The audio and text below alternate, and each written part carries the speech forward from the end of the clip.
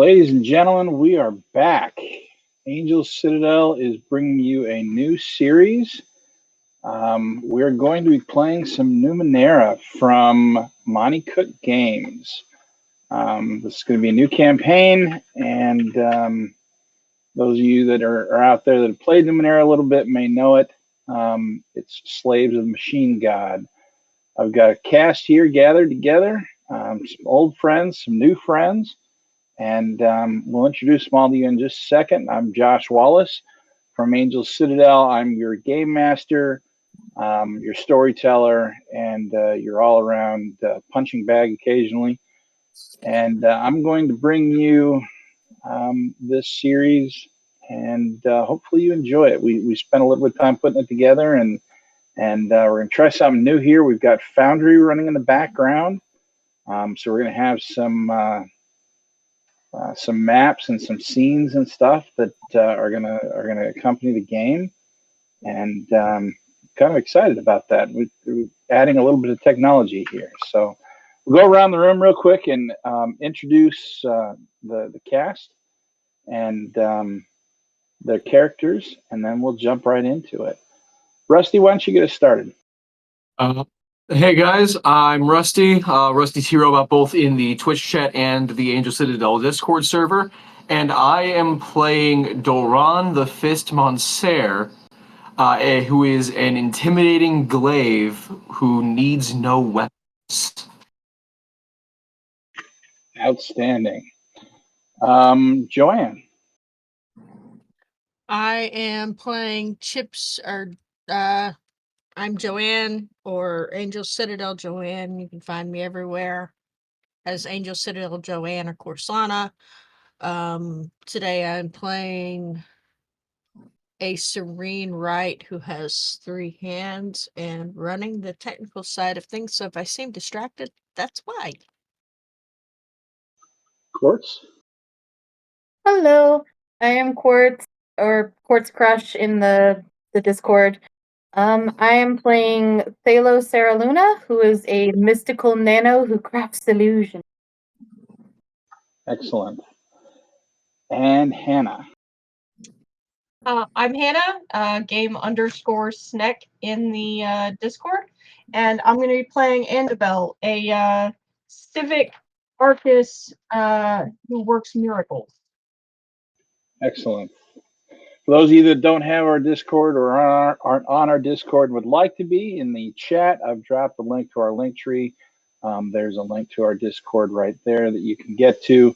I would love to have you. We chat about games. We talk about games. We play games. We dream about games. And yeah, it's gaming. What can I say? It's just games all the way down. That's right. Who needs turtles when you got games? All right. Maybe someday we can play turtles. We do have a turtle game. We do. I mean, in one of our games, Quartz does play a turtle. So this is true. This is true. She's a tortoise. All right. Setting the scene. Numenera is set in the 9th world of Earth. It's set 1 billion years into the future. 8 galactic level civilizations have risen and fallen, achieving great heights and then dying out or disappearing or who knows what. Everything from control over the laws of physics to dimensional control, time, space, control over the body, nanites, cybernetics, anything and everything you can imagine has come and gone. And now we are in the 9th world. The remains of the last 8 worlds, and in particular the last 4, lie at hand. You see them every time you go out of your home. You find them as you dig furrows for your farm. You see the evidence in robots that you didn't build or sculptures that you didn't sculpt, massive remnants of these great civilizations that don't make any sense to you, but indicate that somehow, somewhere, people discovered more. And as descendants of that legacy, the four of you have spent your lives and those around you have spent theirs trying to carve out a living in a world that you don't understand. The four of you are in an area of the world known as the Steadfast, in a country known as Milav, in the city of Ian. Ian is a reasonable sized town. There's probably 500 or 600 people there. It's on the fringes of the southern edge of the Steadfast, just bordering the Great Desert. The community in Ian is pioneering. Is probably the best way I could put it. They are very self-sufficient. They're proud. They do their own farming. They have their own businesses. They trade with other cities in the country of Malav, but they don't need to. They grow their own food and they have their own government, and for the most part, things just sort of go on. There's really no need for outside governance or outside supervision for things to go right. Things just seem to happen on their own. One of the things that you do know about this town is that being on the edge of civilized lands, it calls to a lot of explorers. And there's a society that has taken up residence and has an office there called the Amber Gleaners. The Amber Gleaners are a group dedicated to discovering what has gone before and coming to understand it and bring it back and use it to better society around them. And they have, with each of you, used you for various jobs, sometimes for carrying messages back and forth between nearby towns, sometimes for you know, help in exploring a nearby ruin or unearthed uh, uh, installation or something like that. Sometimes even just guarding a caravan. But in the time that you've lived in Ian, you've become aware of each other because of that. Phalo, you've in that time also started somewhat of an entertainment business. Why don't you tell us a little bit about that? Yeah, so Phalo runs a very flashy stage show, lots of bright colors and swirls of light, and pretty much anything that would make little kids go, ooh, ah. And usually she does a lot of traveling around before she came here, but she decided to stick around and set up a permanent, or at least somewhat permanent, show. And she's got all of one person helping. Her hired bodyguard slash stagehand. And our hired bodyguard slash stagehand is? That would be Doran Le Fist Monser, who is he's mainly positioned right outside Mademoiselle Thalos' venue, checking people for any weapons or rotten tomatoes that they might try to bring in. Are you shaking people down for their snacks? No, not necessarily. If the snacks happen to fall out of them, that's a different story. Oh, I see how it is. Oh wow. Sometimes Look, maybe they'll. every customer is a pinata. He's just gonna knock them around until the snacks fall out. Oh, Yeah, it's not that I knock them around. Sometimes I might let them go through with a tomato or two if, I don't know, maybe by chance a snack happens to find its way into my hand. You can have the cabbage. We He's a just need the raccoon man. Trash panda. Yay! No, that was a different game. And Hannah, our Arcus, has worked occasionally with our right. Chips are done. Yeah. Yeah, I'm almost tempted just to start calling you Mater just because. That's such a stupid. Ha, Leave Mater. Leave Chip alone. So are you trying to say that people take you into Thalo's show and yeet you at the stage? Mater. But without the ta. And no, they do not yeet me at the stage. I have too many things that I'm carrying that they're terrified of because they never know if something's going to randomly explode around me. Yes. The hazards of being a right. So Chips Are Done has helped Andabel in the past with things for the community.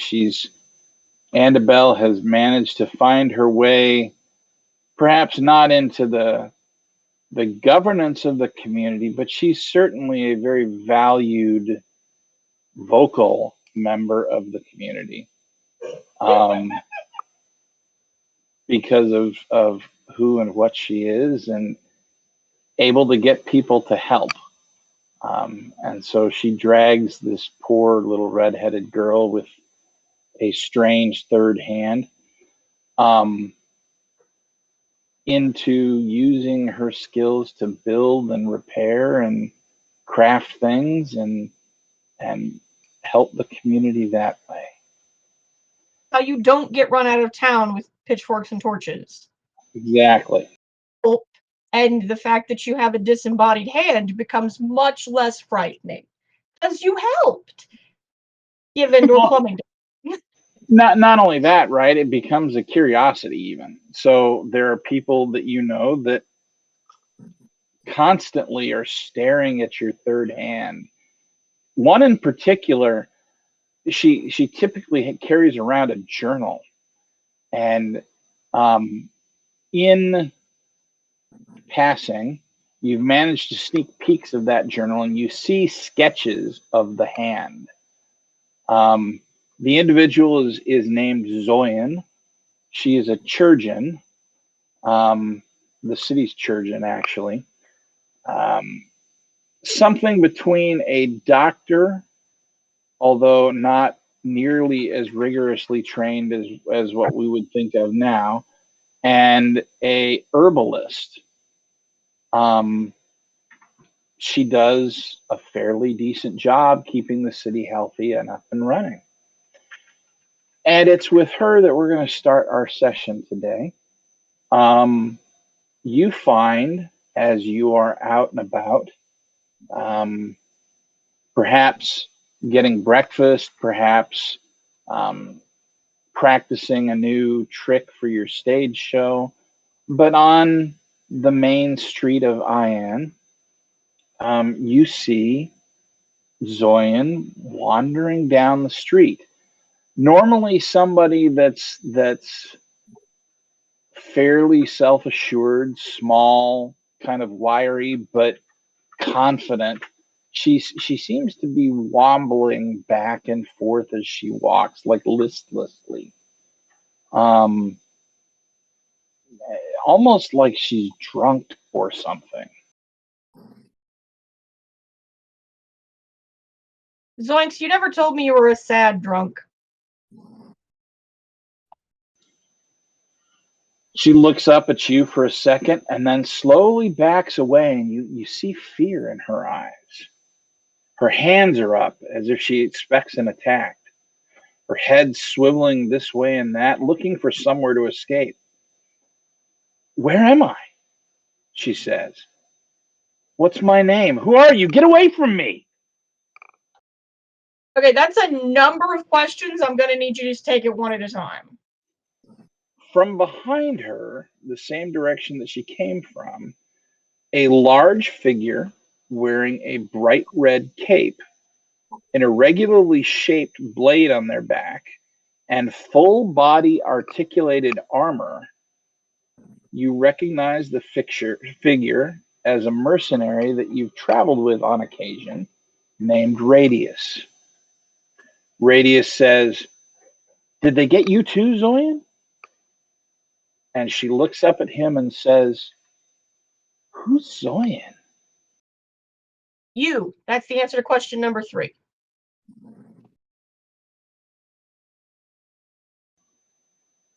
Me? You. You're Zoyan. I mean, that's the name you gave us. No. I'm sure I would remember. Okay, you already I'm, said you don't know your name. If you don't remember your name, all bets are already off. and she sinks to her knees and she starts crying.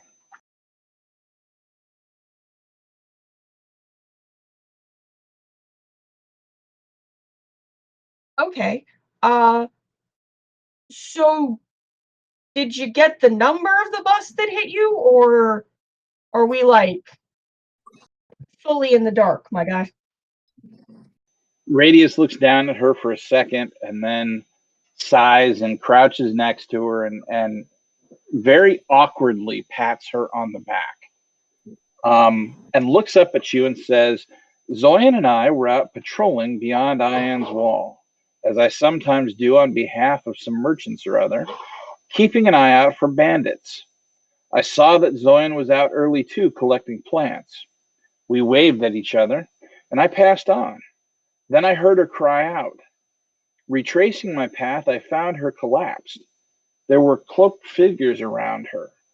I realized the hunched figures were mudbirds. So I charged.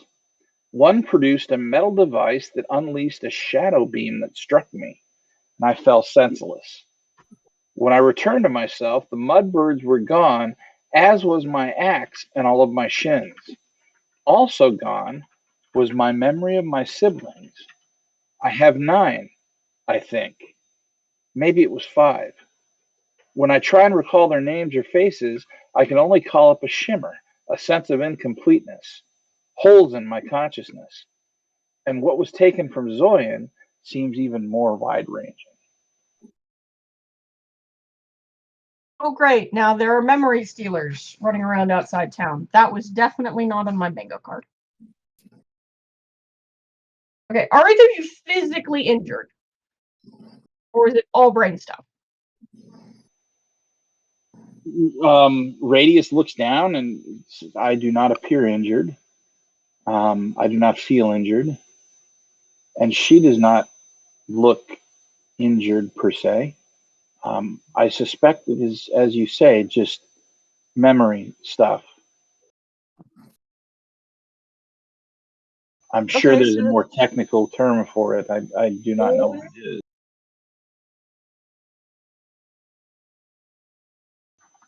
Zoyan was the doctor. Yeah, that's I don't have a thing for this, unfortunately. This does not seem like a problem I can waterproof or plaster or plumb out of being a problem. Anybody else want to take a hit at this? Well, I suppose we could have our little buddy here take the other little buddy to the inn, get her some food and rest. Let's go pick up Fisty and his buddy and go hunt us some mud birds, yeah? Yeehaw!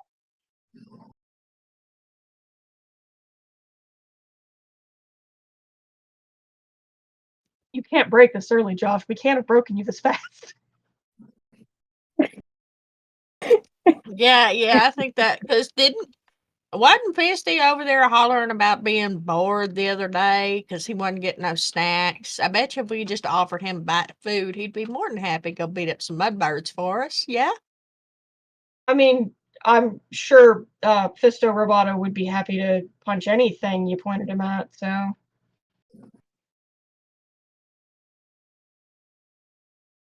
Away! We shall go. Radius will probably see y'all at the tavern later. Take care of her, okay? All right. So Yeah, you make sure she gets plenty of food to drink, food to feed, and drink to drink, because yeah, we might be a little bit, but yeah, and he Chip's is gonna reach into a pocket and pull out some shins and give it to him. So that, yeah, because you ain't got no money, you can have a little bit of mine, and I'll just take it back when I beat up me some mudbirds and take your money back from them. Yep. thank you. Well, Colonel. Chips are done. All right, let's go get us a fisty. whoosh away. So you should all now have access to, on the characters sheet, an NPC folder that shows recurring NPCs and a picture of Radius the Mercenary. Tell me if you can see that. Oh, he's hot. Yeah. I seized him. Oh dear God! Already? Hey, that one's on you. That one's on you. 20 minutes in without. Big? I mean, eh. Granted, the picture's pretty small on my screen. Meh. Yeah, mostly I just see cape, but whatever. Cape and weapon. You see, for me, it's a combination of the cape and the giant axe. That was all that was required. I got you. How about that? I mean, the stance is a little bit. I'm not a fan of the stance. Is that I don't think that stance is the word for that. Codpiece, perhaps, but Look at my banging codpiece. And You know moving what? on. You know Oh, what? no. I'm taking it back to a wood knot.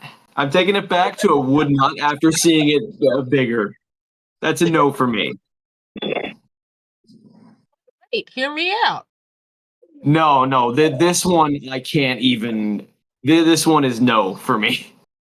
But you want to do that Fallout dude. Look, which one are we talking about? Are we talking about some of the ghouls, like the Ghoul or John Hancock, or are we talking about like super mutants like Strong? No, I'm talking about the android dude. What Next android? up is Zoyan. Look at how anyway. sweet and innocent she looks. Oh, I'll pick her up and put her in my pocket. So it's just those feel. are the two people you met. Yay for artwork. We're getting there. All right. So you are sending Radius and Zoyan off to the inn. They're going to be, I don't know, relaxing and not hurting themselves as they run out of memory. And you are doing what? We are collecting Doran, the Fist Monsieur, and Thalo. Phalo. Phalo. All Ghost right. monster So sparkles. Let's go. you go and you find the Fist and Phalo. Or actually, probably Phalo and the Fist. It would be Thalo in the fist. That's Because how Phalo should Sounds get better. first billing. because Absolutely. he's the one employed by her, not the other way around. Even though sometimes Clearly, it feels like he babysits her. clearly my name's first on the ballot. That's right. And Hers that's is actually what you guys walk in on is the two of them arguing about that. Look, Annabelle, we found our feastie. Oh, hello.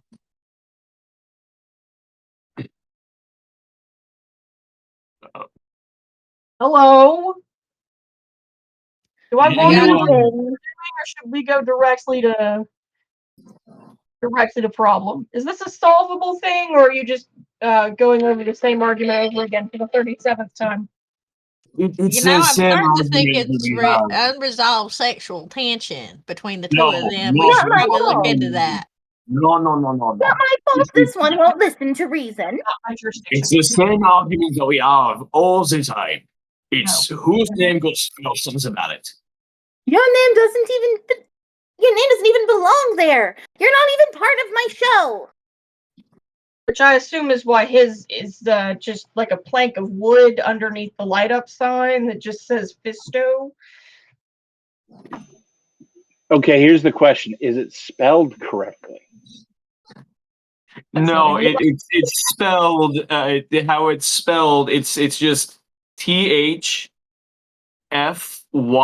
and there's a 5 on there with a T. Is the F forwards or backwards? Oh, it's backwards. It is 100% Okay. backwards. That's kind of what I figured. I wanted to check. Well, y'all can be fighting about this later. We got a slightly bigger problem with a little more mudbirds involved. Very slightly larger problem. Very slightly. How slightly is slightly? Well, our buddy Mudbird. don't have no memories no more.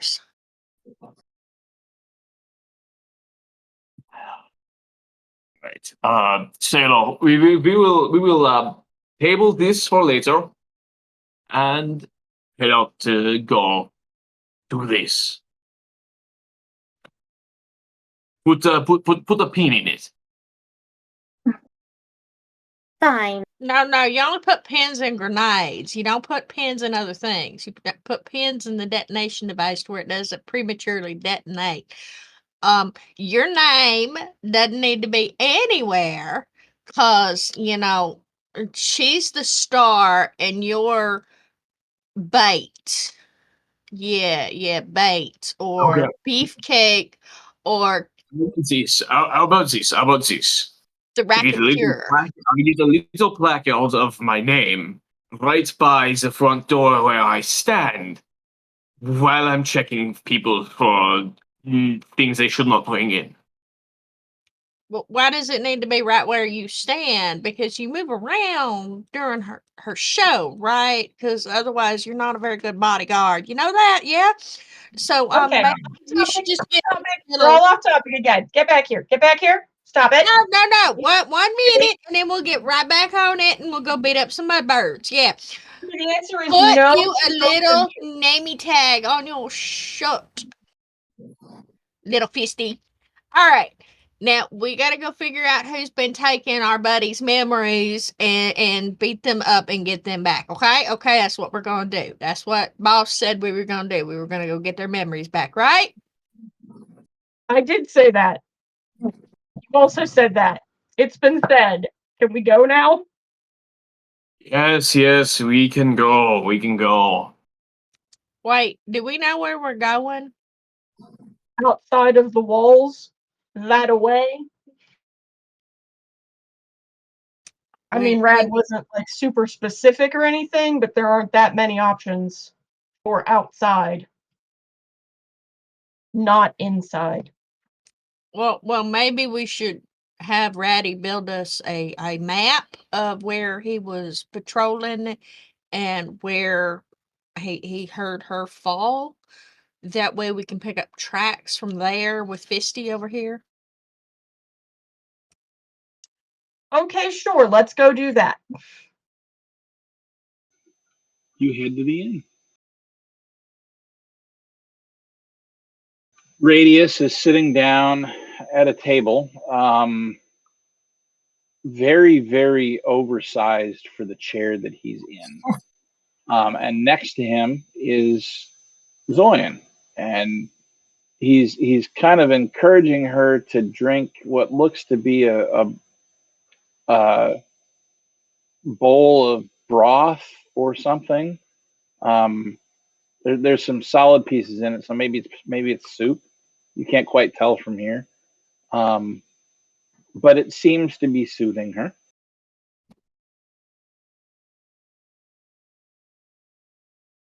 Gotta get you them essential vitamins and minerals. Can I help? Did you find what we're looking for? Well, the problem is that we didn't actually ask you where we were going. We got distracted by you being memory wiped and didn't actually ask for any details, which Oh, makes finding the tracks a little harder. yes, of course. Um, he reaches into a small pouch on the side of his hip and pulls out a piece of paper and a small charcoal stick, and he begins drawing um, a map on the paper. Here's the main gate. There's some woods over here, and just on the edge of the woods, he puts an X, and then slides the map over to you. I hadn't gotten very far.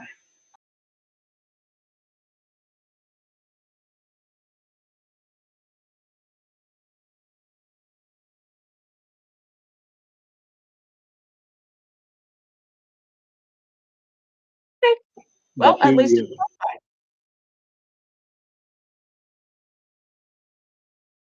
Do do you you? remember anything else about what happened?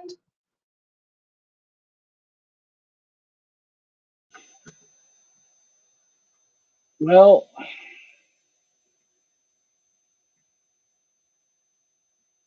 I remember that they seem to be very, oh, what's the word? Organized for mudbirds. Um, I haven't seen any really around Ian nearby. Um, it's it's usually further out, a day, 2 days. I don't know where they come from, but they didn't seem to have traveled. Their cloaks were not very dusty at all. Um, so I'm not sure where they came from.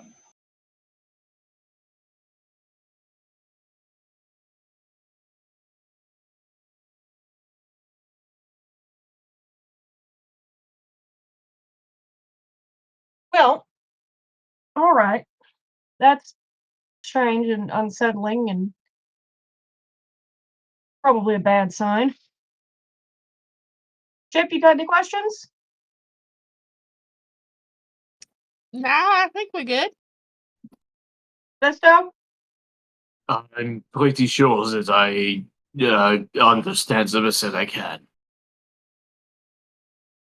Good enough. Sparkles? Mademoiselle Thaler, what about you? Let's just get going already so we can get back.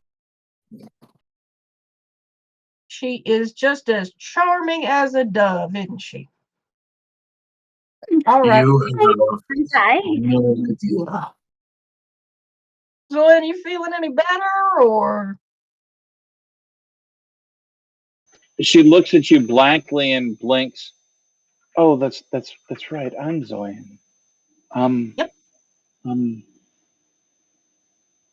I suppose it's really a strange thing to not know who you are, and for everybody else to know who you are. And she kind of looks around, looks up at you. I'm not sure that I like it.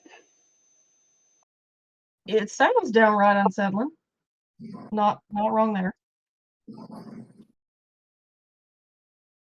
I'm sorry you're having to go through this. We'll try and fix it, but I don't know what they did, so I don't know if we can yet, but we'll try.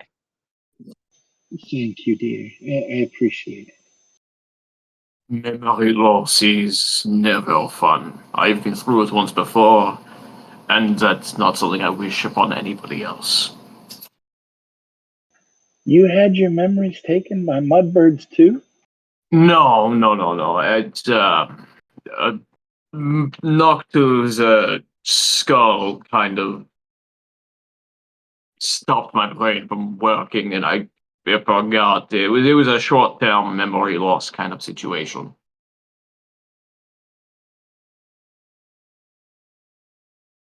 Did Okay. you hit your head on a tankard? I didn't hit my head. Somebody else did, but She reaches out and pats your hand, smiles. It's all right. It happens to the best of men. and he kind of puts his taps his other hand on her hand.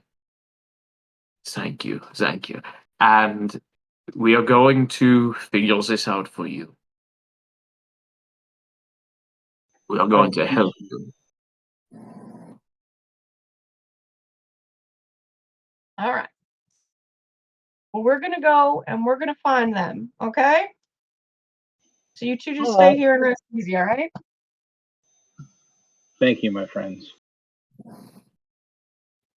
So And Chips is going to study the map that we were given, turning it over and over. Do I recognize the area he's marked? Yes, actually.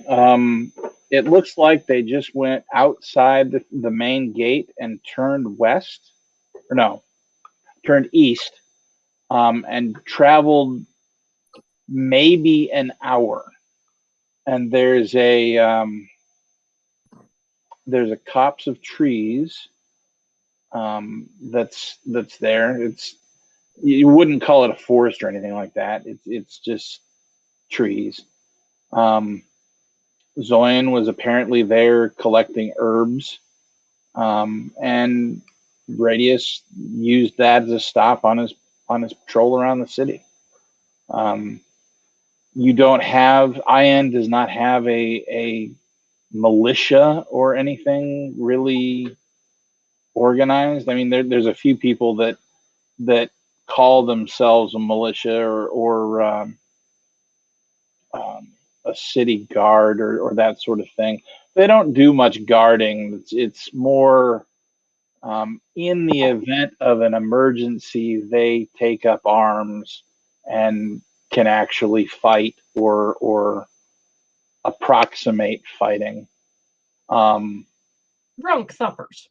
yes, and that's there's 20 or 30 of those, but beyond that, no, there's not. And so the few mercenaries that come through, Radius being one of the ones that stays the most often, are probably the best trained fighting force the city has. And he kind of took it on himself to patrol the city, really. Partly because of boredom, and partly because he was really the most qualified to do it.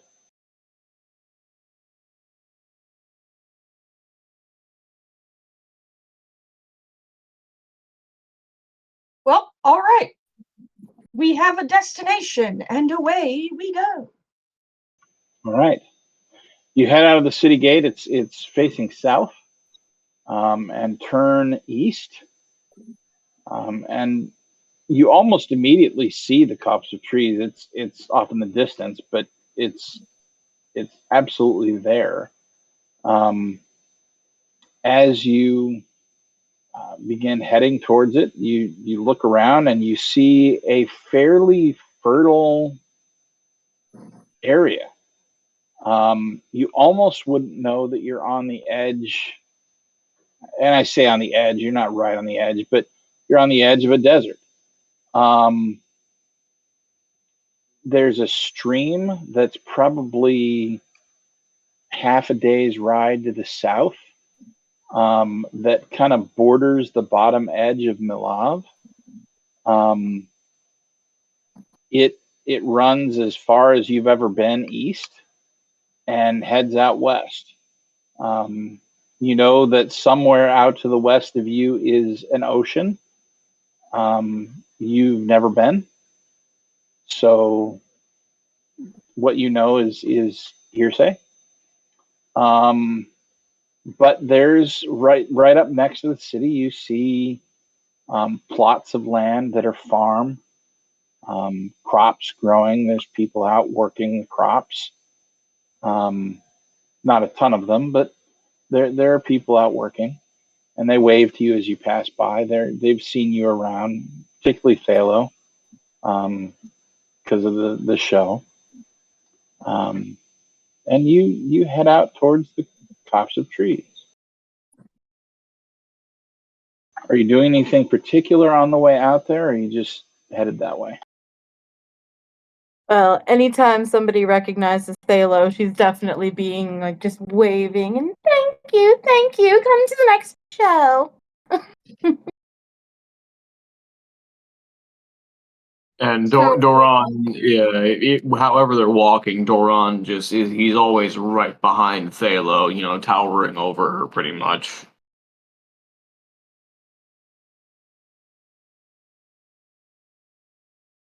So, slightly upper of the table. What sorts of signs would one expect if there were mudbirds running about? Said someone unfamiliar with the system and the universe. Fair enough. The what you guys would know about mudbirds, I'm going to say that you actually haven't seen any, but what you know about them is that they're called mudbirds because they descend, you think, from some species of bird. It's fairly large. They're about 3 feet, 4 feet tall. They tend to root around in junk piles and things like that, looking for shins and ciphers and things like that. They're very much scavengers. They typically wear simple clothing like robes or cloaks, partly to hide their faces. They look something between a bird and a man. They have a fairly long beak, beak-like nose, I guess you could say. The faces are somewhat flat, you've been told, and they're vicious, nasty little scavengers. But they're not particularly strong. You've been told that they're not too particularly troublesome to deal with. But again, you've never met one, you've never seen one, so Pigeon Kanku. something like that, yes.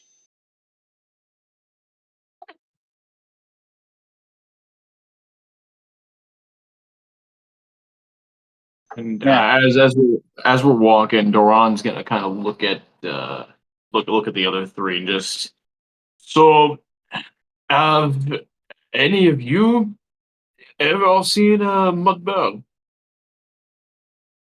Because I have no idea what we're looking for.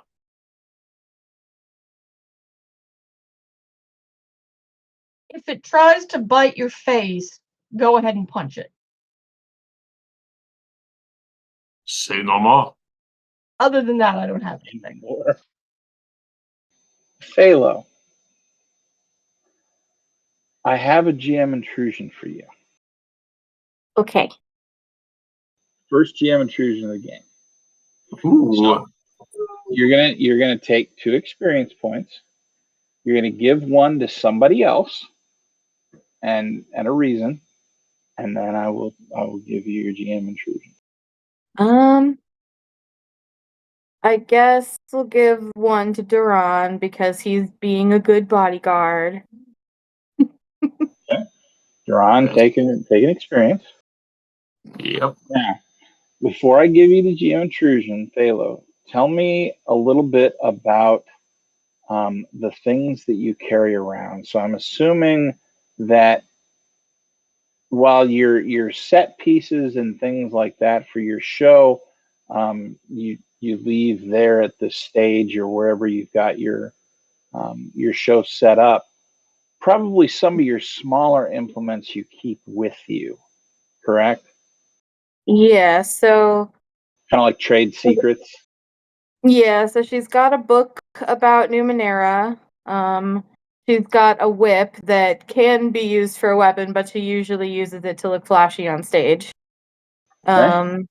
See, I've got ciphers and the oddities, which are the glass metal and glass disc, the little metallic jar that can keep a liquid at whatever temperature, because she always likes to have a beverage nearby, and a piece of glass in a synth frame that shows random images. But I mean, she probably doesn't carry too much on her. I mean, outside of just like random little bits, like I feel like she probably keeps like a deck of cards. Okay. Like, So as you're walking along towards the tops of trees, the grass that you're walking on is kind of an eclectic mix of foliage.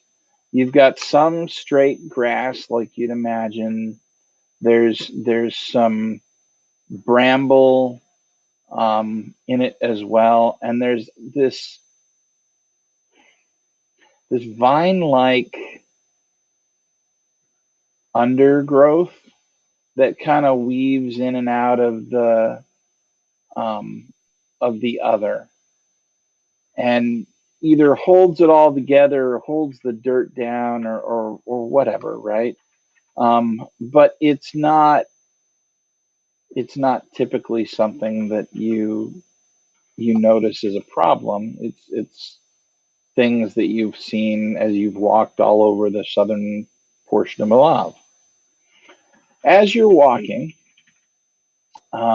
you happen to look down and you see the vine moving, and it lifts up off the ground slightly and kind of bunches together in something that vaguely resembles a face. Um, it's part of the vine protrudes kind of like a nose would, and there's a little bit of an outline of like lips and eyes, um, and a vague oval shape kind of outline that would sort of denote a face maybe. And as you look at it, you feel a soft brush on your leg. All And as right. you look from the face to your leg, you see a piece of that vine reaching up and looping around your whip. What do you do? She shrieks and no, get off of me! And she's gonna use onslaught, the physical way, Okay. instead of mental. All right. That is So one your point. onslaught is going to be at a target number of 3. Are you trained in onslaught, or is it just kind of you using? I I think don't it's just know if you are, but one of my abilities. thanks to your Um, practice. practice. Um, there's really no advantages for positioning or anything like that.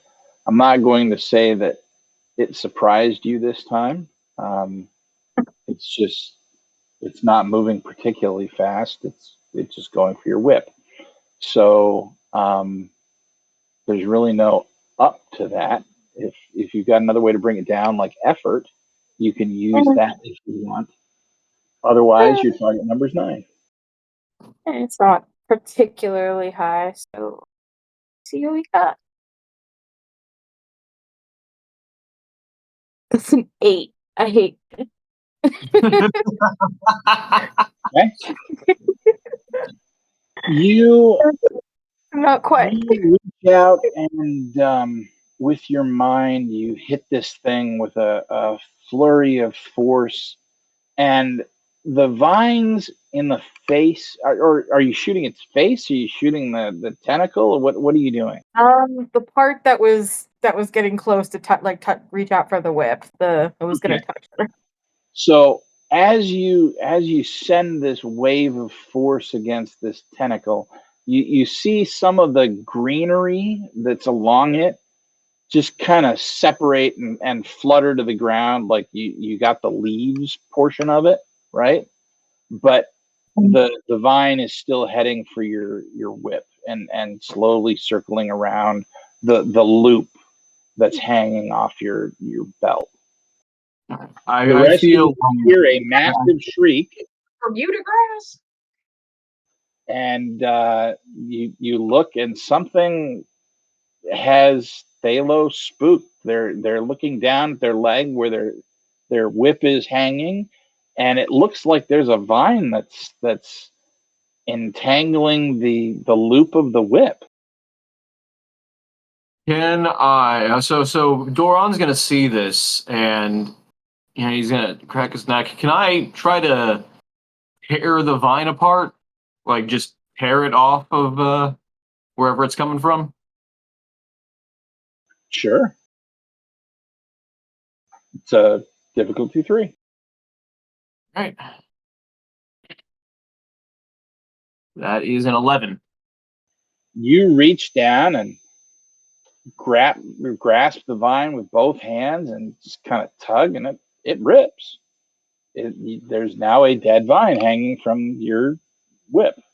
It's wrapped around at the tip, a couple times, so it's there, but it's just hanging. It's dead. And there you go, mademoiselle Thelo. You see the face, the mouth of it kind of open up in almost a scream, and then the vine slowly sinks back down into the grass. I just wanted to be your friend. Don't you know that yet? It looked like it was, how do you say, trying to steal her whip. Or maybe it was just coming up from a hug, yeah? Please do not murder the Bermuda grass. I didn't like it. I don't really And care you, whether or not you like it. It's vital for erosion control. And I it's get fine. paid That's my thing. to I get paid to protect Mademoiselle Thaler from whatever she does not like. I'm significantly less worried about you, Fisto, than I am about Sparkles picking fights with the So, grass. I want to know who protects her from you. So nobody needs to. I protect her from myself. I would never hurt her. Chippy, stop it. I know what you're saying, but Chippy, I need you to stop it. We don't have time for this. Or else. I am not sure what you are saying. Chippy just has the biggest shit-eating grin on her face. Yeah, we know, we can see it, Joanne. What is she meaning? Absolutely not. Well, the words that he said might actually catch up after they've come out of his mouth. You never know, yeah? Maybe if he stops and thinks for about a minute, maybe a minute and a half, maybe 5, 10 minutes, maybe if he sleeps on it, he'll catch up to what he says, considering how many I times he gets into an argument with Sparky. I said that I would never hurt her. I That feel like we're a few head wounds too deep for that to work at this point. Can we keep walking? Oh, yeah, sure, we can keep on walking. You continue on and arrive at the copse of trees. Start looking around. Let's have you guys make some sort of perception check. So if you have anything for noticing anything or tracking or wilderness survival or something like that, those would all apply. If there's something else that you have that you think might apply here to seeing um, what's in this scene, what Radius and Zoyan might have gone through, feel free to let me know. Otherwise, you're looking at probably a difficulty 4 task. So you can add effort to that if you want. That's going to be intellect, and comes from your intellect pool. Effort is going to be 3 points from your pool to reduce the difficulty by 1, unless you have edge. If you have edge in your intellect pool, that reduces that quantity by how much edge you have. So if you have 1 edge in the intellect pool, spending an effort costs 2 points, not 3.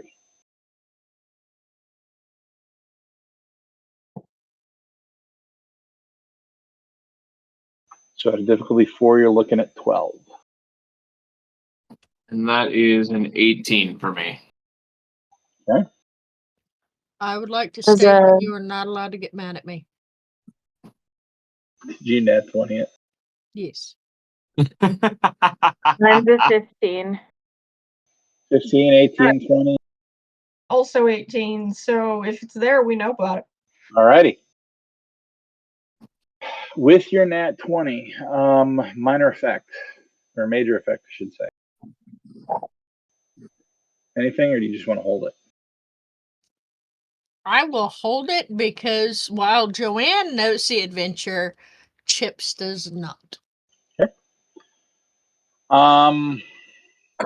You find as you're wandering around the edge of these woods, you find a small pouch that had fallen in between a couple of roots of a fairly large tree. and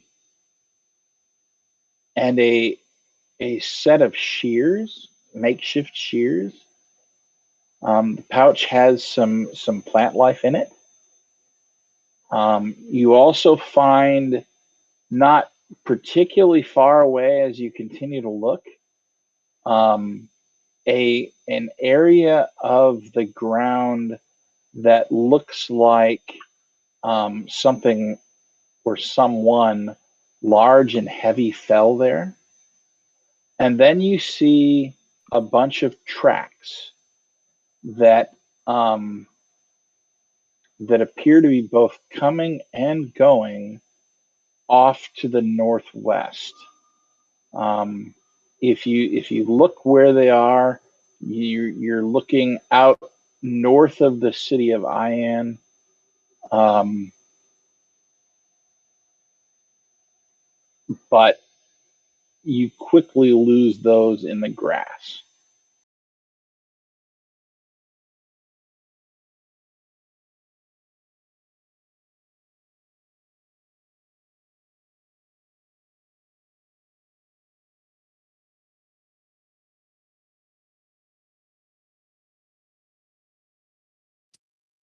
So to reiterate, we found a bag of herbs, a set of makeshift shears. Okay, when you say makeshift shears, are you talking like sheep shears or plant shears or the tiny little Plant shears. bonsai shears? Plant shears. Okay. I mean, given our technology level, they probably all look the same. So It's more about size.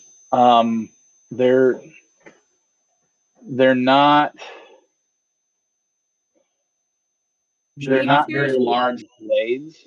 So sheep shears is getting through the wool. You're gonna have to. Sheep shears typically aren't any bigger than hand size because you're doing it one-handed. It's the plant shears that get bigger. Fair Think enough. of sheep shears as being like just fancy scissors. Then bonsai it's probably closer kinda to bonsai shears. What was that, the Hannah? the bonsai shears would have a sharp edge of about an inch.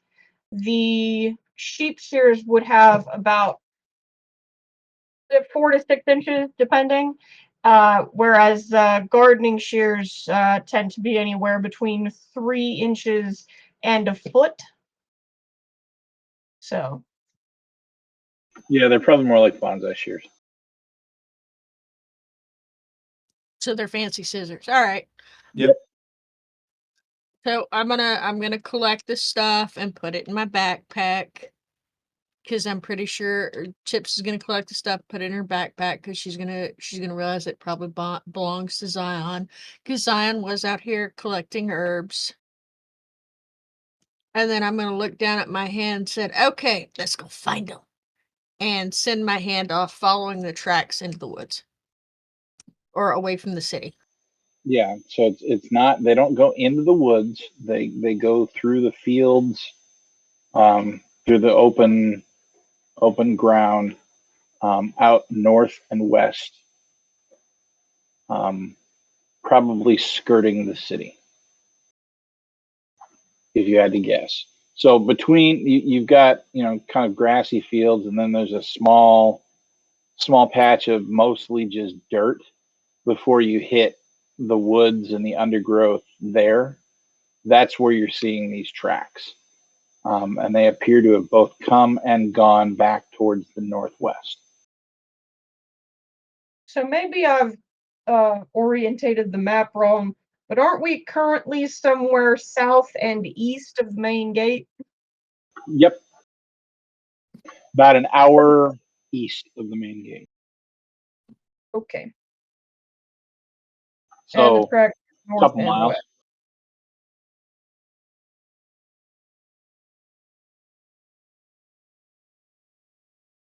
Yes, the direction does not appear to be heading towards the city. It appears to be heading past the city. Okay.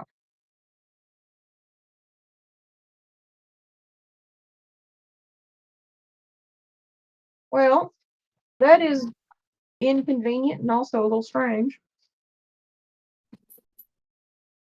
Yeah, it really is. I don't But like it. we have tracks to follow, so I say we follow the tracks. Well, Chip, is thingy done? Yeah. As you guys start trying to follow the tracks in the grass, they disappear. The mud is not there anymore. It's grass and it's vines, and there's no tracks. You just know they headed in that direction. Well, I guess it's gone now. All right, all right, all right. We Who have here it. thinks they went different direction, and who here thinks they just kept going straight? Because I think they just kept going straight. How long has Chip's been an Ion? At least 5 or 6 months. In the time that Ion has been or that Chips has been living in Ion, would Ion have explored the area and perhaps made a map of the area? Sure. All right, then Chips is going to reach into her backpack and pull out a small table, set it up,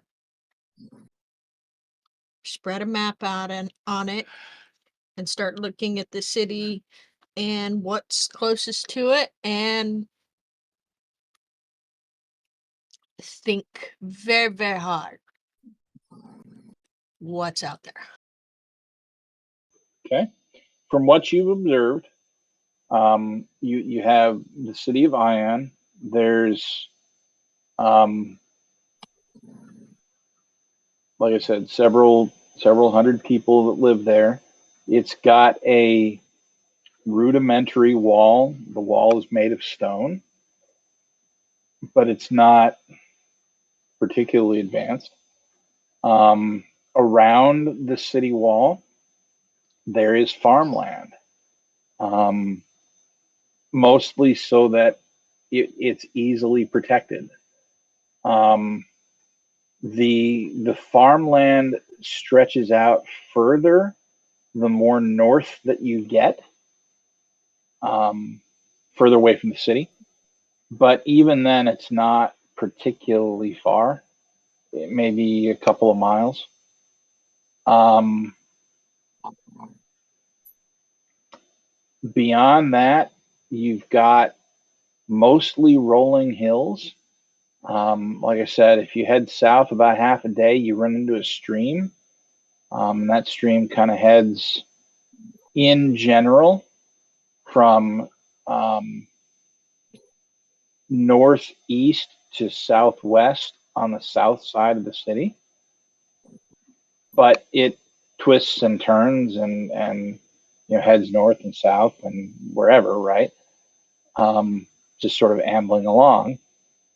Um, Further into Malav, you've got other smaller towns, but the biggest one that you've got in the area is Ian.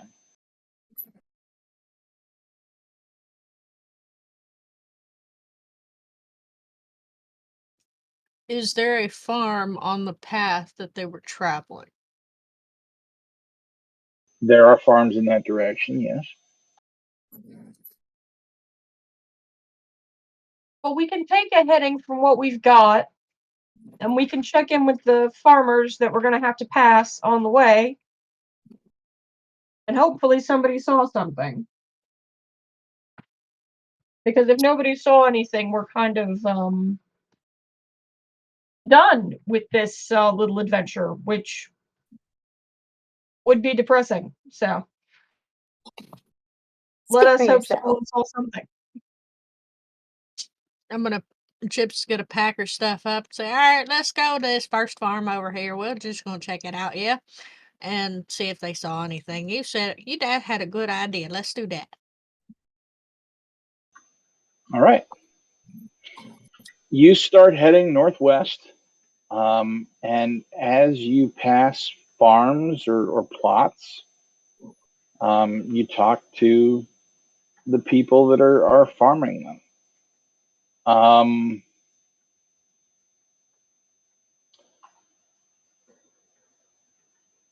I'm presuming that Annabelle is the one doing the talking.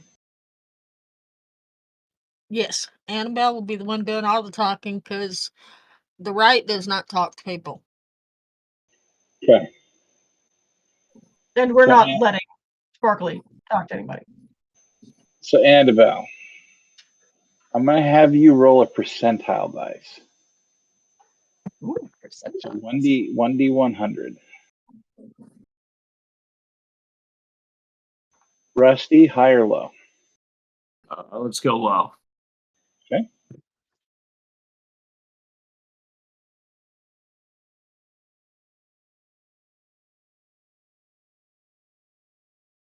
Hiding from me. Hi.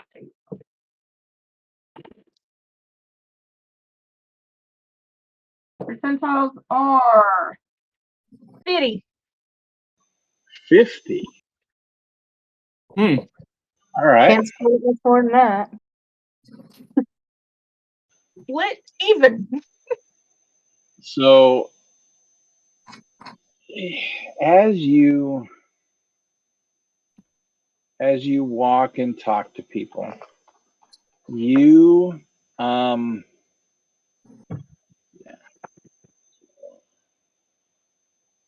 you run across a older man. He's probably in his late 40s, early 50s. Very tan skin. Um, the skin of somebody that's been outside for most of their life. Um, he's working his field, and you start chatting him up. You find his name is Murish, Murrish, and he says,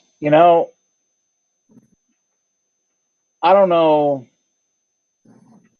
nothing about mudbirds, but I did see a group of cloaked figures um, heading the direction you guys have come yesterday.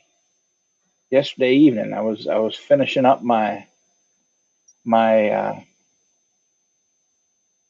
daily work, and they sort of passed by. They weren't particularly close, and I called out to them trying to be friendly like, and they didn't answer me none. But there was maybe 5 of them. They looked like they were coming maybe from one of the farms out north of the city. Oh. All right. Well, they didn't say hello back. They didn't even wave or nothing. Nah, right rude they were. Must be from out of town. Well, all right.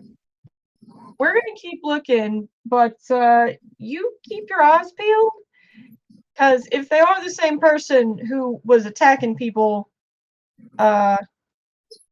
somewhat whichever direction of there it is now, eastish, we wouldn't want them to hurt anybody else. So keep Hurt your eyes nobody. peeled. What happened? We're not really sure. It seems like they were trying to rob uh the local doctor while she was out picking herbs, but she must have got knocked crosswise of the head because she doesn't remember nothing. So Doesn't remember. You mean Zoyan? yeah, Someone hurt Zoyan? she's not hurt physical. Like there's nothing to like put a bandage on, but her brains are for cereal scrambled. So we don't want them hurting nobody else. Well, that's strange. And she's That welcome. reminds me. That reminds me of something I heard the other day when I was in the snug. There's Mm-hmm. a gal that normally comes down there named Ahisa, and Mm-hmm. she has 3 kids. But I was asking her about them, seeing how they was, because one of them was a friend of my son, and she couldn't remember having kids. I thought maybe she was a little bit into her cups, so I humored her a little, but kind of Well, odd. 2 people not that knowing actually something. that actually makes 3 because the person who ran out to help Zoans forgot some people in their life too. That is downright unsettling. That is downright unsettling. All right.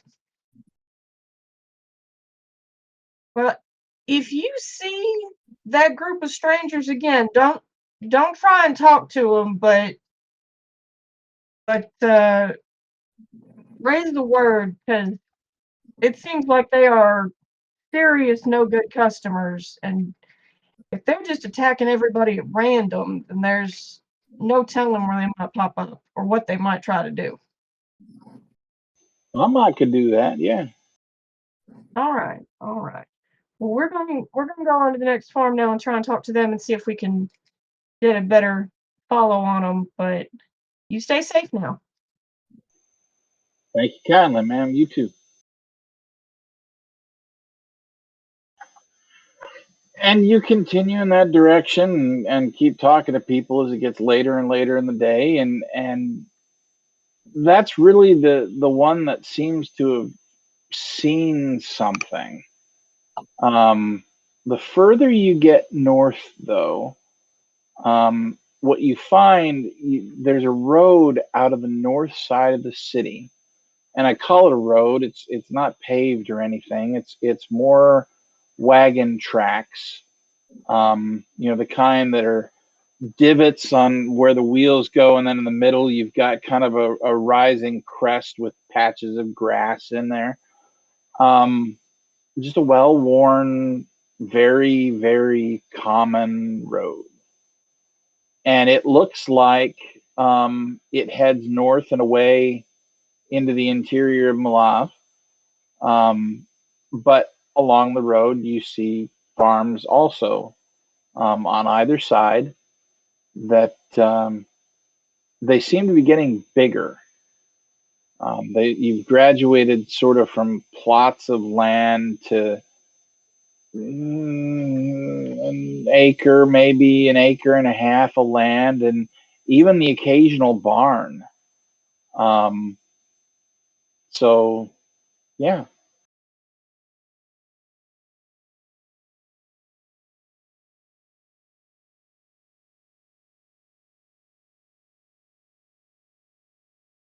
Are you sure we're going the right way? Well, we've pretty well run out of people who saw anything about 6 hours ago. So, So basically, it's all just luck on if we encounter them or not. at this point, we might as well throw bones because we don't have any more tracks and we don't have any more tails. So I we're mean, okay. Here's the question: do you think? And this is just throwing this out into the wind. We could, I don't know, kind of lure them out. How does that sound? I mean, it doesn't sound terrible, but we would need somebody to go off on their own a little bit to lure them out, and it would have to be somebody who can draw attention to themselves and is just real flashy to catch their beady little bird eyes. And And as soon as she says that, My head immediately shifts down to Thalo. Somebody who can just make a spectacle of Me? themselves to draw attention. You want to put on a big show in the middle of nowhere? For what As big of a crowd? light For what show, audience? as big of a light show as you can, and the audience will gather. As you are standing around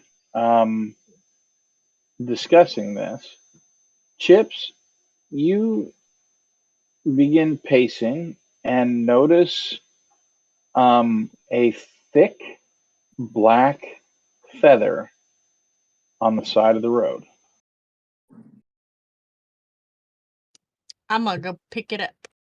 Kind of tucked underneath the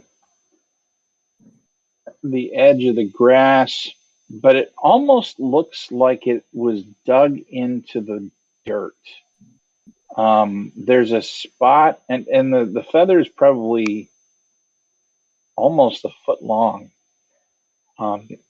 There's a spot in the middle of it that looks almost like it was crushed into the dirt by something approximating a wagon wheel.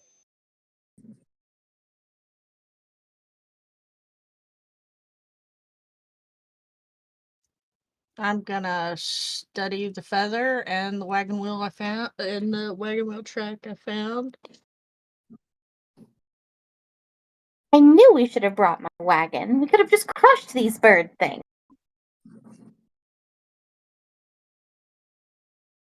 But Possibly, what? possibly if he is like that would not have. That's easier said than done.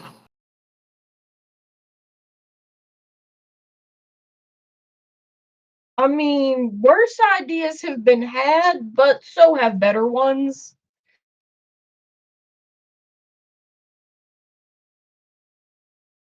I mean, it does sound like it could have been a possibility, but But we didn't bring it. So I guess we'll have to put on a show then. Oh, the calamity. I Oh, mean, nobody. Thalo, Annabelle, what do you think of nobody. us going to the snug while they're sitting there arguing about putting on a show? What I you would know, head off to the snug with you, wherever the hell that is. what you know is the Snug is the one bar in town. It's an old warehouse like thing, long, thin building that was converted into a bar, a speakeasy, an open place for gathering. It's run by an old woman.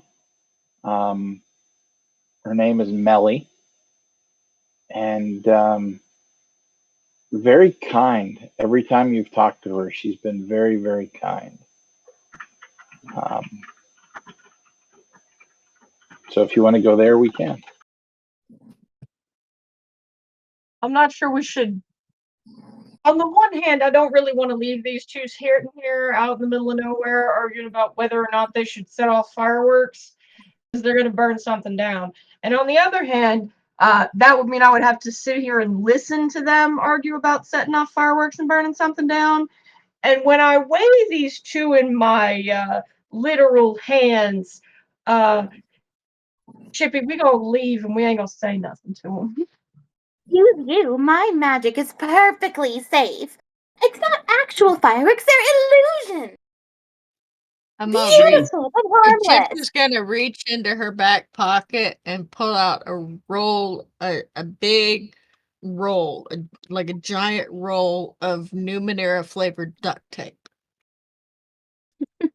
made from real ducks. All right. I feel like this is a good time to remind you that I'm wearing a hat that occasionally makes bird noises. She stole the duct tape from your hat.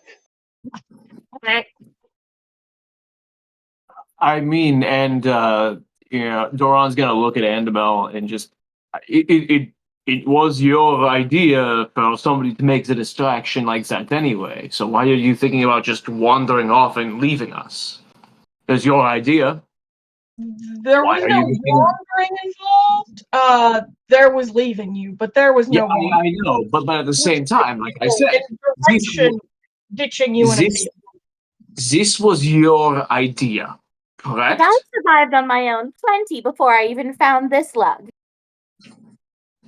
See, she is perfectly confident in her ability to make sparkly lights to herself, and she is perfectly confident in your ability to prevent her from getting murderated and or memory brained. So, Here's the thing. Here's the thing. I'm not confident in my ability to not get memory brain. you aren't confident in your ability to memory brain? Oh, God, no. There already isn't enough brains there to begin with. We've noticed. Chippy, it's low hanging fruit. Don't jump for it. Um, But she's short. So sweet.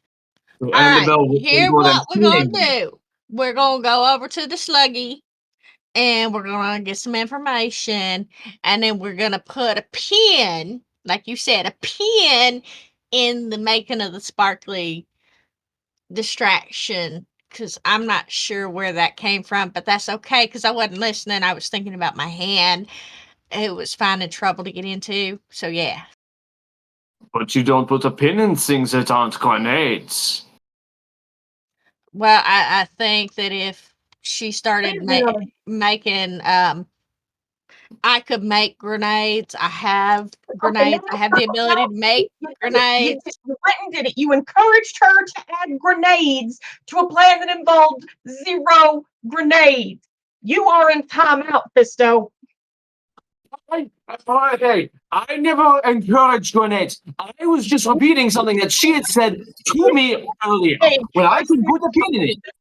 nothing gonna happen but grenades. And now I have to deal with Chippy and an excuse for grenades. And How about Chips this? once more has the No. biggest shit-eating grin on her face ever. How about this? No grenades for anybody. God, that's bullshit. I'm gonna have my grenades and I'm gonna use my slingshot to throw the grenades really far so they make the biggest explosions. No. Let's just head and get information. Fine. I'll make more grenades later. How many grenades do you have currently? None, Approximately. because I ain't made them yet. Ah. Very well, it is acceptable to make a small number of grenades to keep on hand. When we are doing murder things, grenades are acceptable. Indeed. Anyway, All away right. to the party bar. So we're going to the snug. You head back in through the north gate to Ian, to the. If there was a bad part of town, this would probably be it. And bad is relative. It's more poor. It's the buildings aren't quite as finished. There's the streets aren't quite as clean. There's not as much business traffic, so no one cares as much. But you find your way to this long warehouse, and when you walk in, you find the snug. The snug is a very homey bar. There's a long slab, 30-foot long slab of wood that is the bar that has chairs up next to it. It appears to be a single slab of wood brought in that way, almost like they cut a tree. Um, Behind the bar is a kindly old woman, and she looks like this.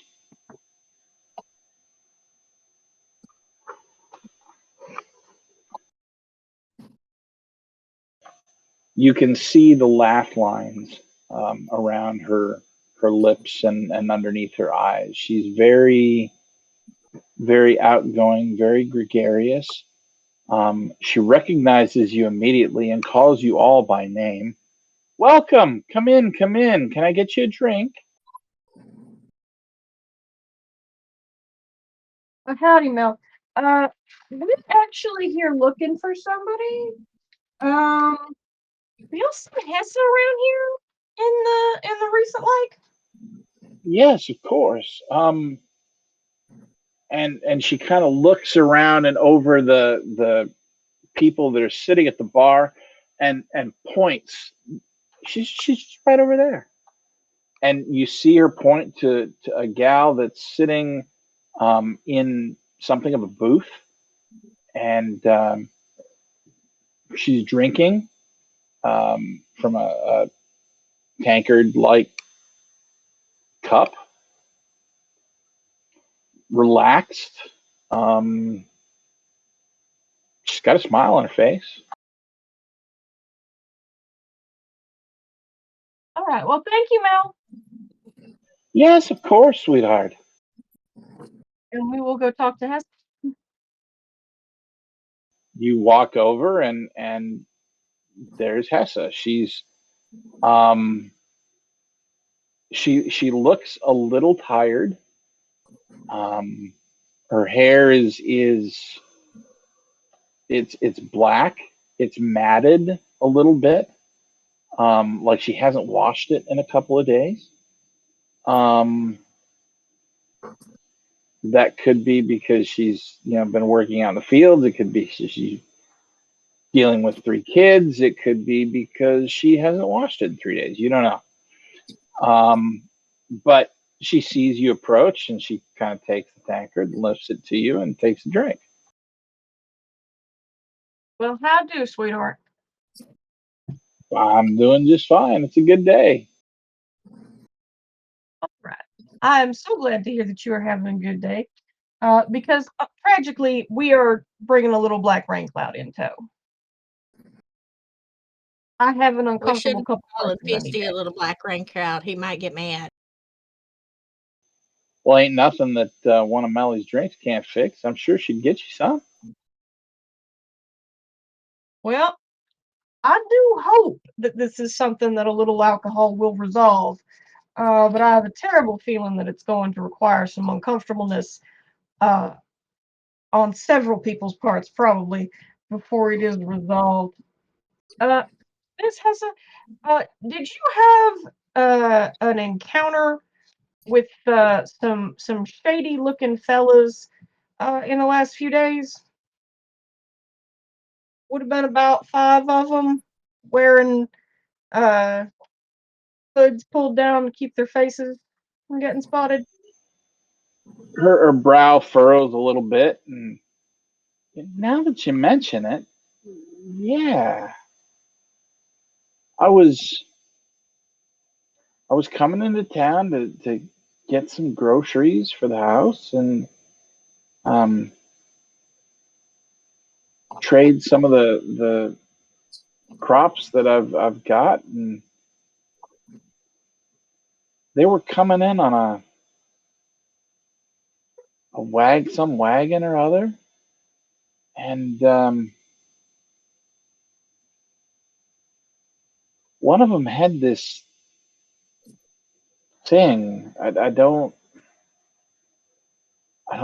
even really know what it was. It was just sort of a uh, something on his hand or something, and then I got all tired and well, I wound up here and I was going to stop here anyway, so I didn't think nothing of it. All right. So they didn't hurt you any. They just were spooky, and then you got tired, and one of them had something in his hand. Yeah.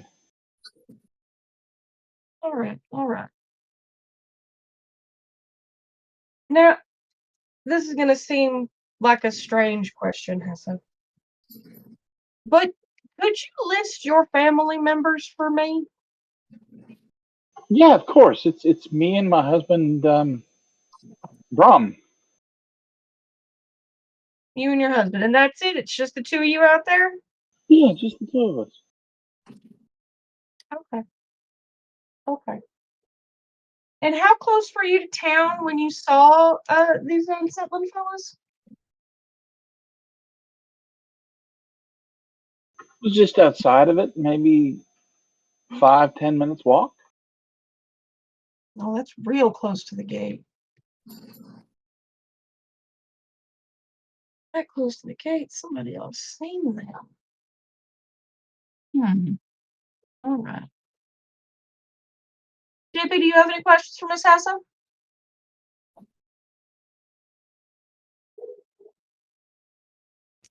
Not that I can think of. All right. Fisto, do you have any questions for Miss Hessa? None that come to mind. All I right. have a GM intrusion for you, Hannah. Oh, no! What's So that?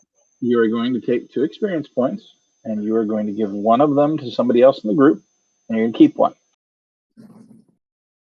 Let's say one for me and one for Joanne. Okay. Splitting them evenly. All right, I like it. As you are talking to Hessa, you hear from elsewhere in the snug the sound of a voice. It sounds really young, like a child's voice. Mama, he would hit me again. And then there was a pause, and you hear, Hessa, your child is beating on mine again? Can't you control him? The boy don't know his own strength.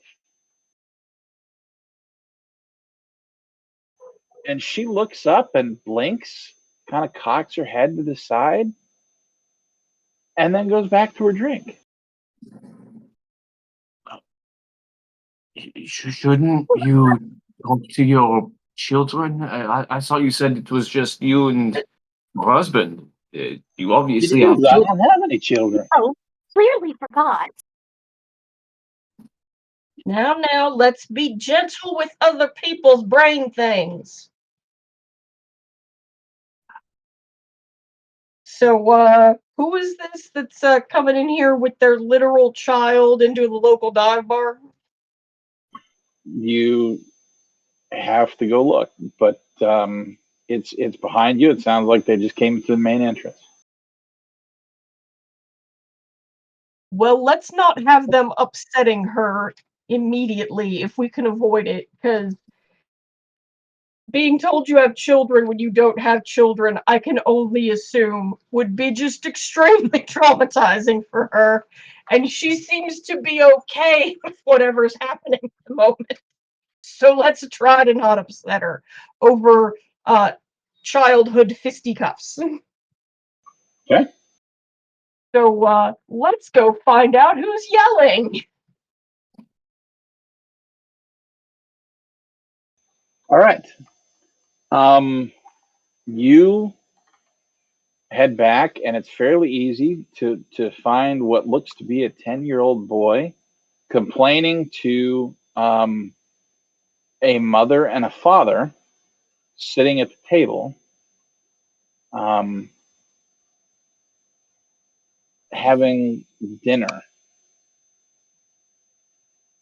The young one is sort of tugging on his mom's sleeve, and she looks just utterly exasperated.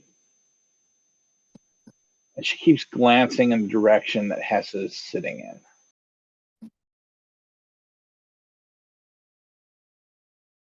Well, how do, friends? What seems to be the trouble? Oh, it's that Hessa again. She can't keep her own family in line.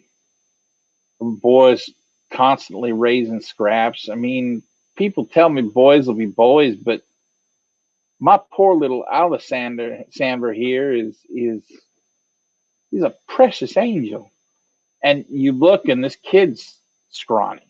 Um, he's taller. He's probably 4 foot, but if he weighs 95 pounds soaking wet, you'd be surprised. Did you go and lose a fight, little friend? He's got a massive black eye. Yeah, the kid hit me.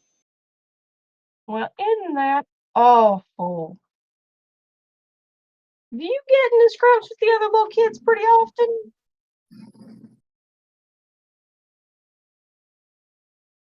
They call it playing. You look Where a they- It's out on the farms. mite twiggy for that sort of play, my friend.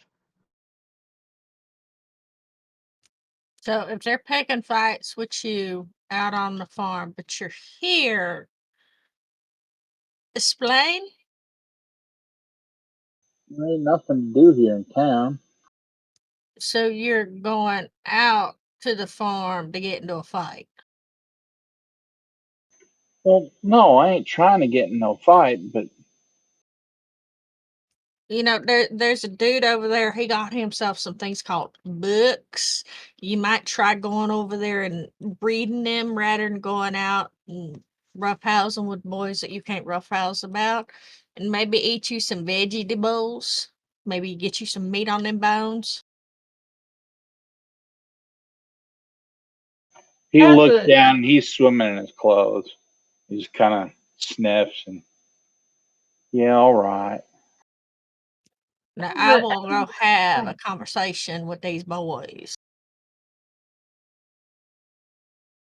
it's just in a less adult intrusive manner. Um, who taught you how to fight, Tiny? Obviously, nobody if he's getting his ass whooped like this. I'm gonna stay right in front of his daddy here again one more time. Who taught you how to fight, Tiny? Well, fighting ain't productive, isn't it? Especially amongst us civilized folk. Well, it not Are not you be stupid? productive in the sense of it does not produce any physical value the way like farming does. Uh, but that does not mean that you don't need to know how to do it. It's right up there with being able to count past 10 and write your own name on the list of things you absolutely need to know how to do. No, I want to know what the hell makes him think that fighting ain't important. Yeah, we might be civilized, I would also but like to know. are you stupid? Have you not actually been outside the city, or are you too much of an ignoramus? He's a Just because child. we don't fight, no. He looks at you kind of strange, like when you say that, like, Don't call the child an ignoramus. ignore what?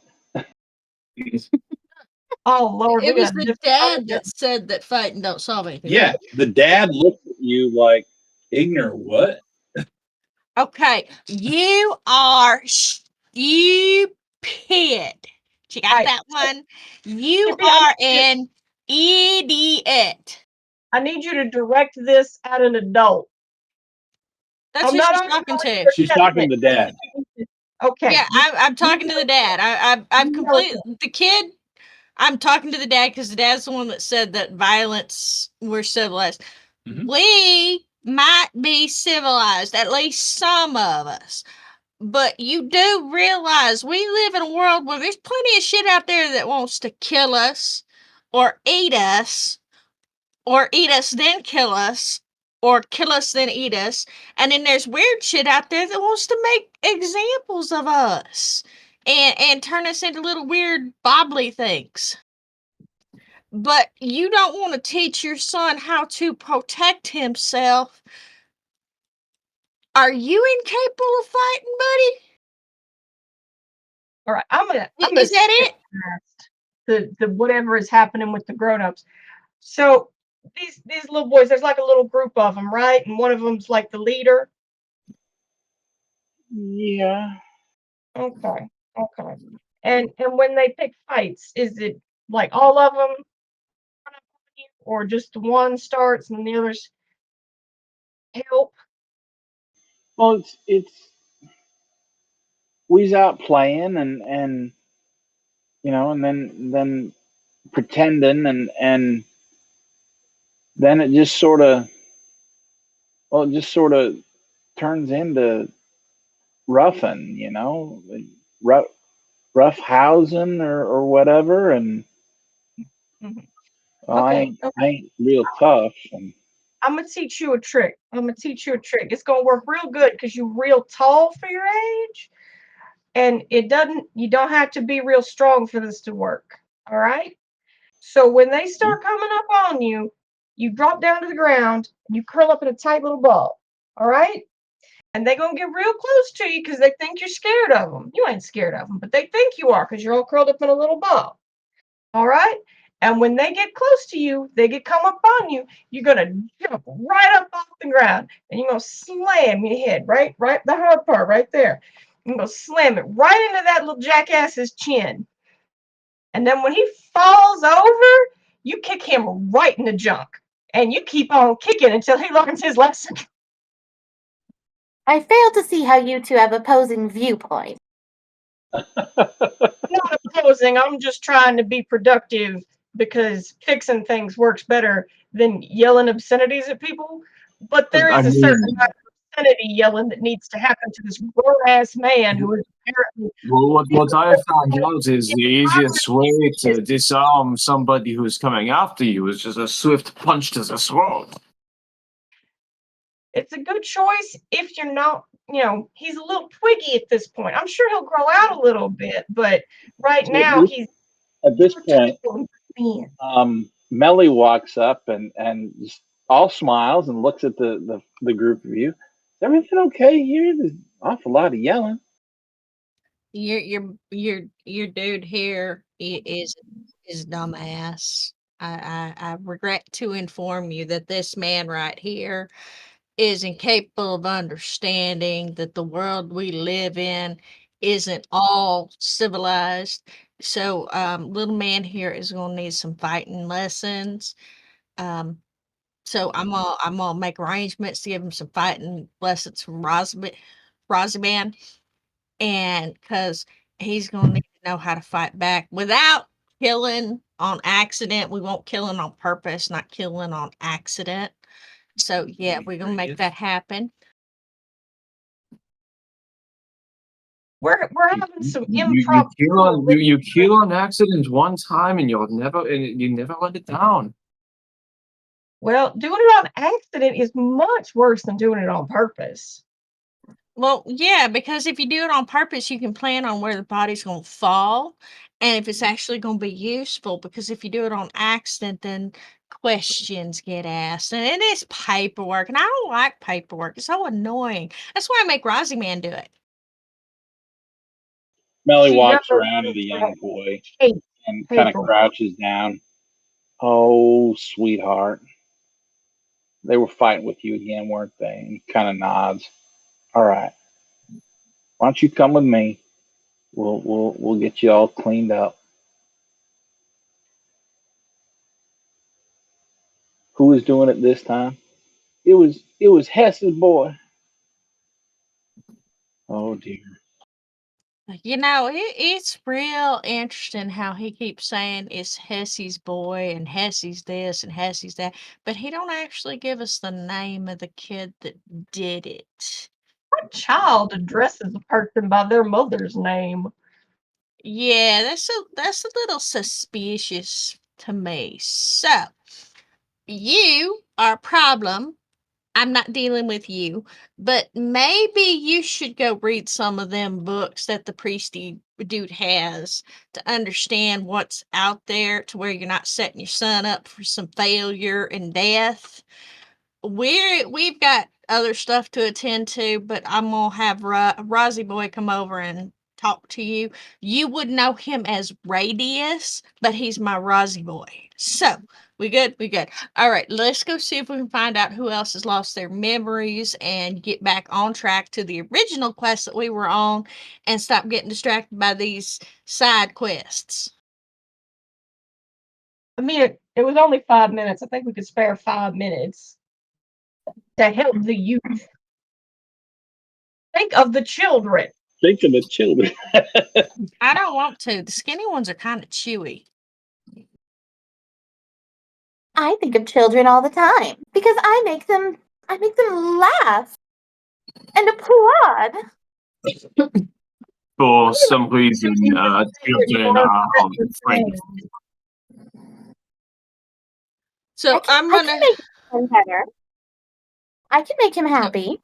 as they're sitting there Oh. arguing, Chips is gonna slip out the back and look around to see if she sees anybody. You see a middle-aged man kind of leaning against the back wall of the snug. On the outside, he's very obviously into his cups, probably 3 or 4 deep.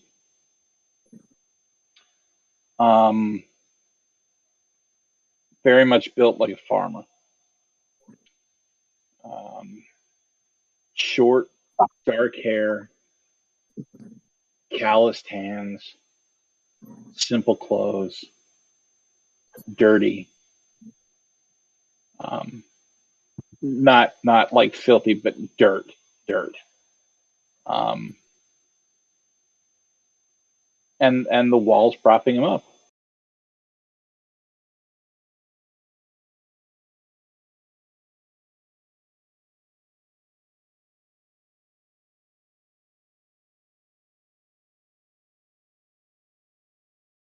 The only one who saw that.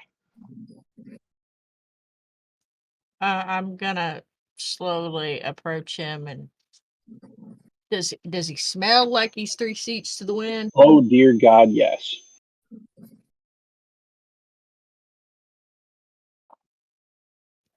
Have you seen anything strange or odd lately, oh drunken friend? No wait. Hey, you, drinky boy. What weird shit have you seen? Not a drinky boy. Veteran. Alrighty, Farron boy. That rhymes with Aaron boy. Oh, I like this. All right, circling back to you. Have you seen any weird little dudes running around with cloaks and creepy faces, stealing memories? Little dudes. Cloaks? Or Cloaks. big dudes in cloaks? Brown cloaks. Feathers. Yes, Lots of those. feathers.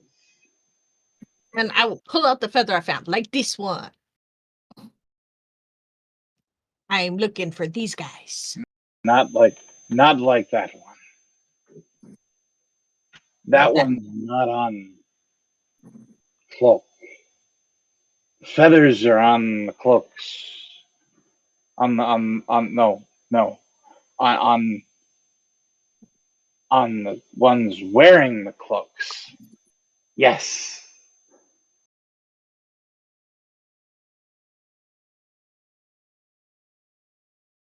And he smiles like he just made the most profound statement in the world.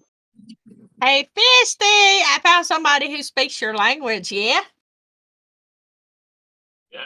Are you trying to insult me? Hold on there, did ya, yeah? I mean, do you speak drunk? Well, you know how to speak drunk better than I do. I don't drink. Yeah, but you got that whole accent going on. It's what? This is just what? That's all right. I do speak drunk, so I'll step in. You said it was Farron? Veteran. Veteran.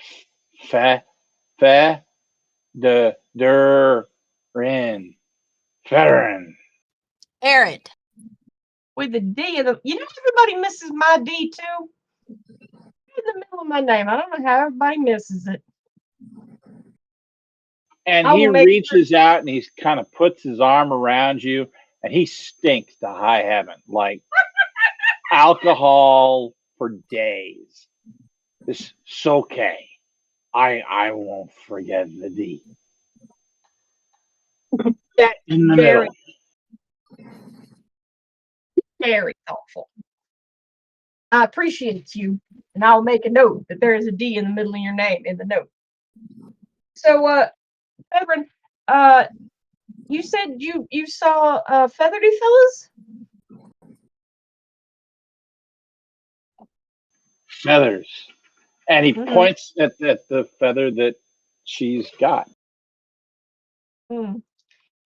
Can you tell me where you saw the feathery fellas?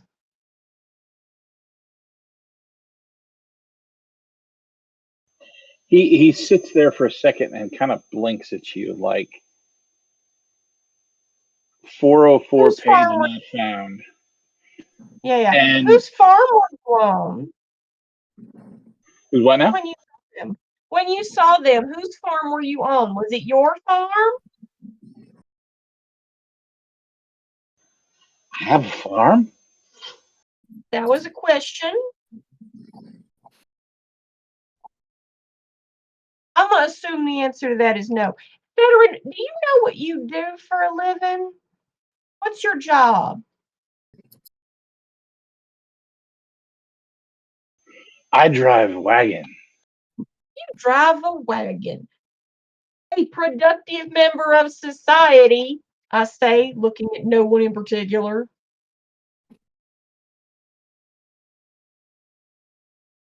I am so glad that you are here doing productive work to improve the community. Damn it, Joanne's accent is catching. Wasn't me. It's contagious. No, it's 23 years spent living in the southern United States. That's what it is. But Don't be more blaming me about your problems. It ain't my fault you young catching this accent. Yeah. oh, I'm back in Georgia. All right. What did you when was you driving the wagon when you saw the fellas? Well, yeah, they were on the wagon. On the feathers were on the wagon. The wagon had feathers. That must have been a funny looking wagon. So, do you know how long ago that was? He lets go your shoulders and he holds out his hands and he starts counting on his fingers. Mel, we're gonna need another round over here. And then he pitches forward and he collapses. Scratch About that. 10 seconds later, you hear snoring. Look what you did. We're gonna change that round to a taxi. All right. Well, Melly sticks her head out a back door and looks at the four of you and then looks at the guy. Oh, Federin. What the hell has happened to you? He gotten worse lately. Yeah, the past 3, 4 days, 5 days, maybe. He used to be an incredible farmer, hard worker, and was constantly bringing his goods back and forth into the city and selling them in the shops. And then just all of a sudden, he spends all his time here drinking. Like he done plumb did forgot he has a whole life out there. Or maybe his Yeah. feathered cloak people took his farm. Well, I don't know. Mel, you wouldn't happen to know where Federin's farm is? Yeah, sure. I can give you directions. All right, we will go check on his place and see if we can rustle up an answer and possibly a solution for this. All right. She gives you directions to Federin's farm. And that's where we'll end the session today. Oh, geez, it's 10:30. Okay. It's 10:30 already. So that's session 1 of our Numenera game. Hope you had fun. Hope those of you watching, we appreciate you joining us.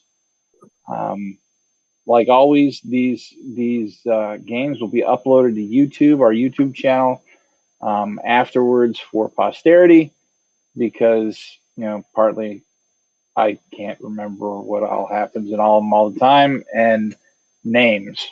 If you've ever GM before, names are the worst. So anyway, live record, and if you want to go back and watch them, you can do that. Otherwise, we appreciate you joining us. We appreciate my cast. They're amazing. I love them all very, very much. And hopefully we'll be hit back here in 2 weeks with the entire crew again, and we'll pick up right where we left off, heading out to Veterans Farm. From our Citadel to yours, happy gaming. Happy gaming.